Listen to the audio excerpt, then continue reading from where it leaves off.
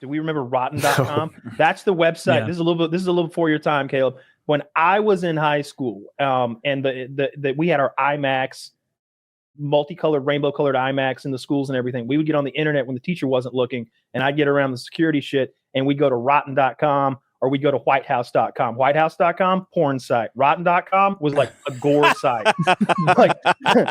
Rotten.com was just all gore. I remember like the homepage was a cornucopia of cocks that someone had edited together. Imagine you like edited out like 80 boners and then made a bouquet of them. It was like that was one of the pictures. And we just like ew, ew as we went through one of the others, like 15-year-old dudes. And there was one guy who had killed himself, I think, with a 12 gauge. And the whole bottom of his like face is missing, and his tongue is just like lolling out all crazy. And that is engraved in the back of my skull forever, because I saw that shit when I was 14 or 15, and I shouldn't have. Do you guys remember like how much of computer class was like tricking your friends into whitehouse.com and Lemon Party and Meat Spin? Meat Spin was the hardest because that's obviously something sinister, but like Lemon Party and whitehouse.com.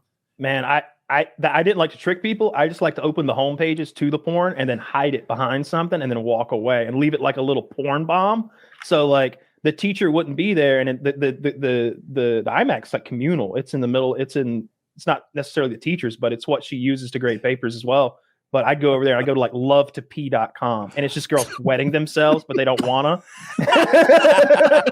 and I like open up a big picture of like a hot blonde chick, and she's like, "Oh no!" And she's peed her panties, and she's peeing her panties like in the moment. There's like it's like trickling and stuff, and then I like slide like I don't know whatever her papers were, her grading shit like right over that, and go sit in my seat and just wait. Just wait, because either she's gonna freak out or she would never say anything. She caught me, or she didn't catch me. She saw it and she just went clickety clickety clack. She didn't say a word. But I'd fuck with people all the time. They'd be like, "There's girls peeing," and I'm like, "Yeah, there are. Yeah, there are." I remember kids doing the most like petty pranks in keyboarding class, where they would like pop out all the ends and take them home, because you could just pop out the keys, and this kid would do that semi-regularly. Or they would like during keyboarding class, he would change the keys on the keyboard to like write words, slurs that only have one of each, letter, obviously, because you don't have a huge amount to pick from. I mean, there was no point to keyboard class in like 2002 and 2003, because we were at an age where like we were already learning more about how all this worked than like the 50-year-old woman who like 2 years earlier was teaching life skills and now was the computer lady. Yeah. And so it was like, she was just a placeholder. Like she could have just as easily been like overseeing study hall. And now we're supposed to be listening to her. And like, you could get her by like changing the background on a PC, and she'd be like, "Someone change this back. It better be changed back." It's like you can just right click it, and change the background back to the fucking green pasture. Oh, I would have killed to have had an inept computer teacher, so I could have gotten away with all that cheating I tried to do. I printed out like a whole semester's worth of papers on my home printer because they weren't my papers; they were someone else's that I had stolen on a thumb drive. And she recognized that my printer was ink and not laser, and fucking zeroed me. What? Yeah. I made a 40. in keyboarding? No. This is computer applications 2 or something. This is like doing Excel spreadsheets and stuff like that. It's like tons of Excel spreadsheets, tons of just all of even Word stuff, like Word doc stuff. Just I handed in a semester's worth at a time, and I got a 40 in that class. That's the lowest. It's definitely the lowest I've ever made in a class. Did you ever fail a class, Taylor? Ever? No, I've never failed. Oh, it's fun when you get to that point where you know you're going to fail, and so there's you can't do anything to me here. You have no power over me.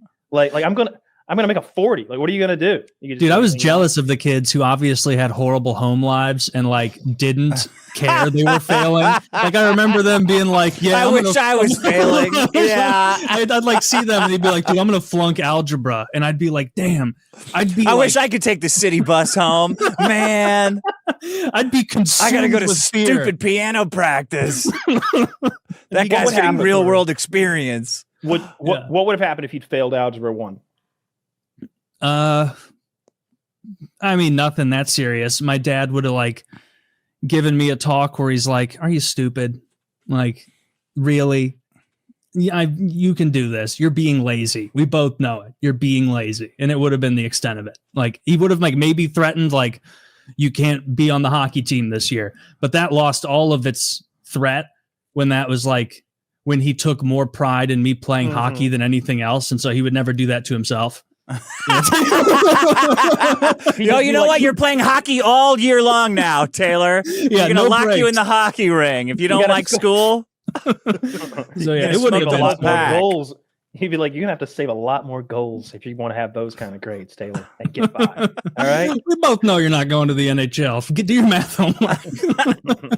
I failed algebra. I failed it because I slept through it. It was first period, and I just didn't care. And I had to go to summer school, and that blew.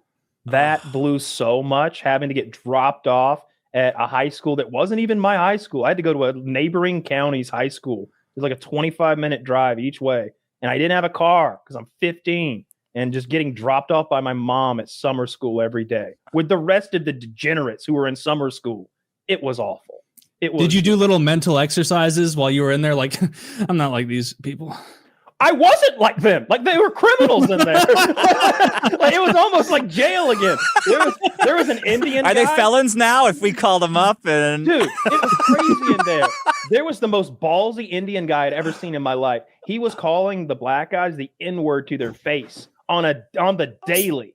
He's on the day, and I don't mean like in a friendly kind of way. He was like, "Shut the fuck up, ninja," and then it was like, and I'm just like, dude, they're so much bigger than you. But for some reason, it was like they kind of put their heads together. It was like, he's so comfortable with it. Maybe he's got a gun. I don't know what they thought. They just like, they didn't want to try him. And it was a eye-opening experience that if I didn't get back to school and pass Algebra 2, then I could go down a rocky road that involved these people. Yeah. Those guys didn't want to tussle with one of the best and brightest. Yeah. But I passed algebra when I got back to real school because I had seen what the alternative was. It was not fun. Dick, was your Indian escort like your training day? Was he like your Denzel, like walking you through the ropes? How can you call them that? No, trust me. Trust me. I was blown away. Trust me, sir. I'd never seen that before because every time I'd ever seen that go down, it involved a beating, and usually like a bunch of people were going to beat you up if you called a black guy the N-word. Like you weren't just going to get in a fight. You were going to get jumped. Yeah. Best to avoid. Yeah. On the summer school thing, Caleb, Dick, did you guys I never had to go to summer school, but I had like a strong feeling of like, that's for retards.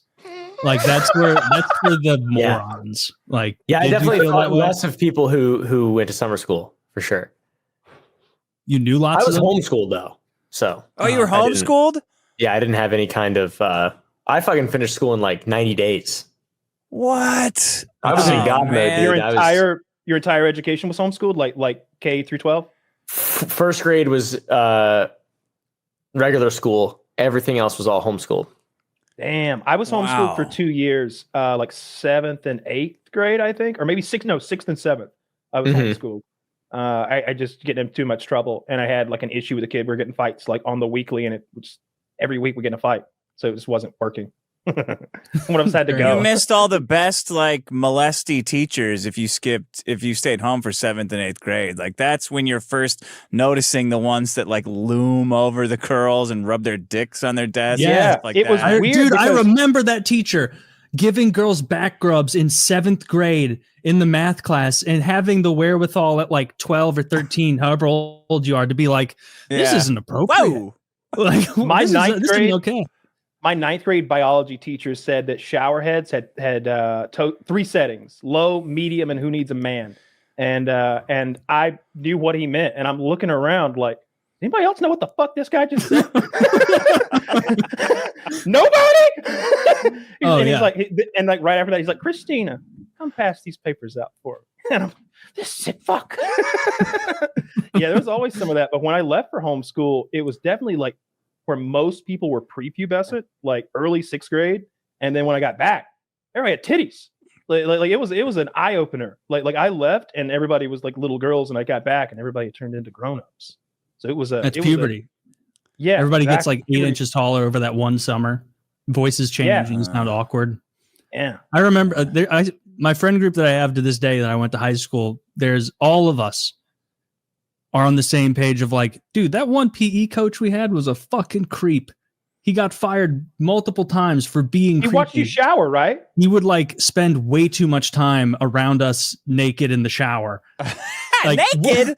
Well, yeah, Anytime is too much time. It would. They were naked. We were naked. Sometimes he would join us. Yeah. So, we were naked. He would join us. So, like, This is spot. I have one friend in my friend group who's a denier, who's like, he wasn't doing anything untoward. You know, he was just a weird guy. He had to make sure that nothing negative was happening in the shower. And I'm like, I'm protecting you guys from pedophiles. Hold on, get close to me. I was like, your friend who doesn't think anything was happening. Is he a good-looking guy? What I'm getting at is, do you think he was like the real victim? You know what I mean? See, that's the problem. Take him aside, give him a little extra coaching. I don't think he was, because he's like 6'4". He started balding at like 15. He's a big guy. And so he wasn't the guy that would have been on this guy's favorite. Nah, that wouldn't have been coach's guy. And we would tell him, we'd be like, dude, it's weird. And he's like, he's making sure nothing crazy happens in the shower. He has to keep an eye on us. And I'm like, pause. Remember Coach Smith?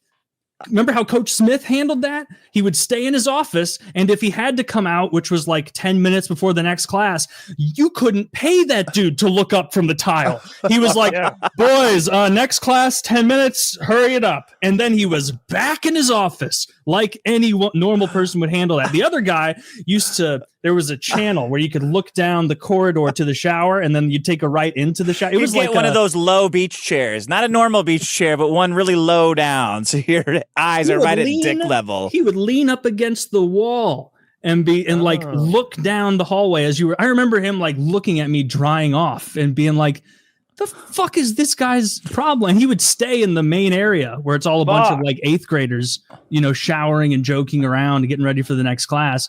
Caleb, I missed all this stuff. Doesn't it sound fun? Yeah. Shit. That sounds like a fucking blast. You missed the American Bocce that we all Caleb got to do. Caleb would have been Coach's favorite, right? Yes. Oh yeah. Absolutely. Yeah. He would Caleb, he'd be like, he'd come in there, you're like showering. Teacher's pet. He'd be like, with your flowing locks, use this conditioner now.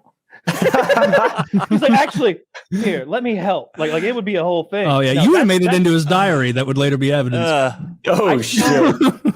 I thought about you and your pedo coach the other day because I was reading a Reddit thread about the exact topic, and someone said they had a lesbian female gym coach who would go in there and like be around the naked like kids and be like, all right, 5 more minutes, and everybody thought it was funny.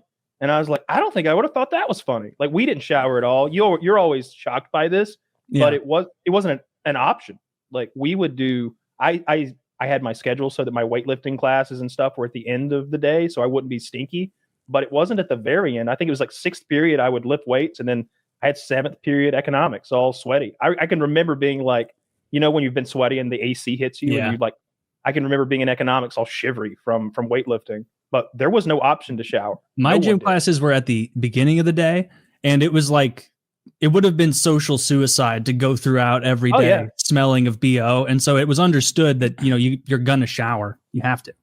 Can't imagine that. Like, none of us can, I don't think. Although it would have been great for that. People did ag, because we had a goddamn pig barn at my high school. Then you would go in there and like raise piglets.